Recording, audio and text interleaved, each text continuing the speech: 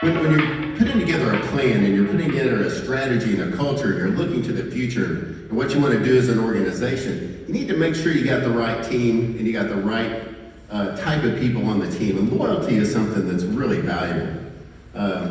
It's at the core of any good team. You just have to be loyal to each other and things like that. And so I'm going to tell a quick story about these three guys, TW, Ben, and Joey.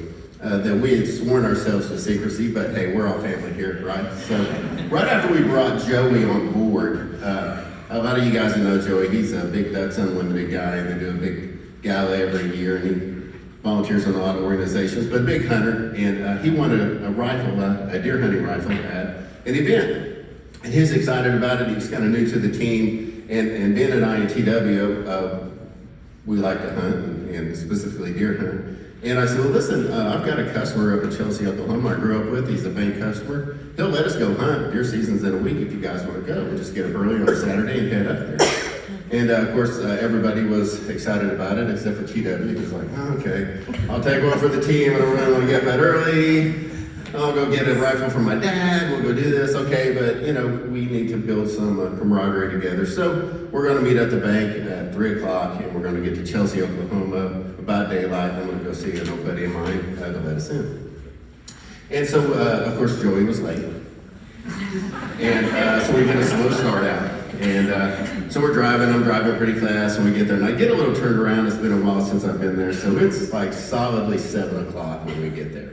And any of you deer hunters know you should be, in the tree by then for sure. So anyway, I pull up real quick. I get out of my truck. I said, listen guys, I'll be right back. I'm just going to knock on the door, let them know we're here, make sure we've still got permission. Hunted there my whole life. So I go up and I knock on the door, and my old buddy Ronnie B. Knight comes to the door, and we exchange pleasantries. And I said, listen, I got some team members here on a hunting trip together. You mind if we go out there? Is there anybody out there? He said, no, Gene.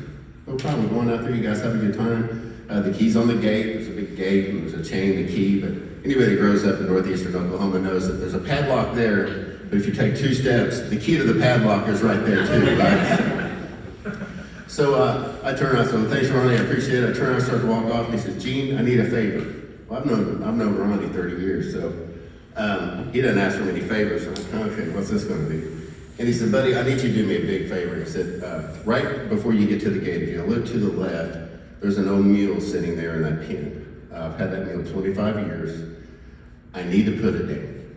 It's sick, it's got cancer, but I just can't bring myself to do it. It's suffering.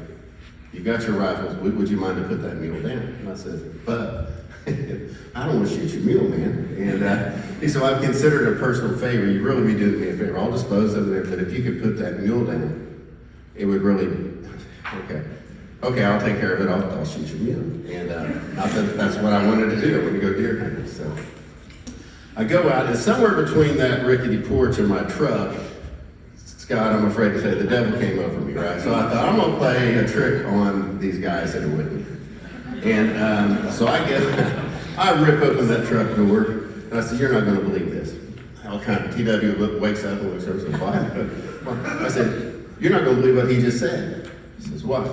2 guys in the back of the truck, they kind of look, what's going on? And I said, he said that not only can we not hunt here, he said, you know what, G, you're the worst president I've ever seen in my life. I can't believe they made you president of this stinking bank. You guys charged me an interest rate higher than you should have. It's higher than market rate. I'm going to a different bank. Anybody that would bank at your bank is a bunch of fools, and you get the hell off my property. And they just all kind of looked at me, and I said, you know what I'm going to do? I'm gonna shoot his damn mule. You're not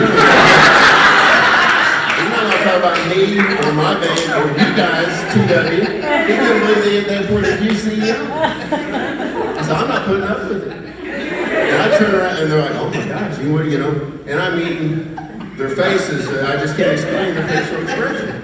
I reach in the back, pull out my gun, load 30-30. I bore down on this poor sorry mule. It didn't need to be shot. It was passive. And I'm trying not to laugh. My shoulders are bouncing a little bit, but I want to make sure I get a good shot off, right? I shoot the mule, okay? And it's a good shot. It's a humane shot. The mule drops. And I don't want to turn around because I just know what I'm going to find. And all of a sudden I hear bam, bam, bam, 3 shots behind me. I turn around and TW goes, I got 3 of his cows. Let's get the hell out of here.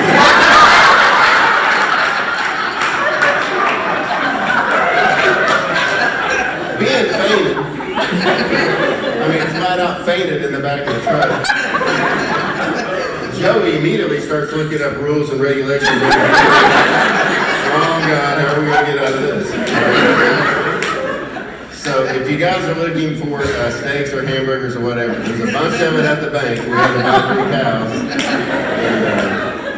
And, but that's what loyalty does for you. A guy like him, we have chances for you, right? You want that guy that's going to jump off the bridge with you if you decide to get angry. In all seriousness,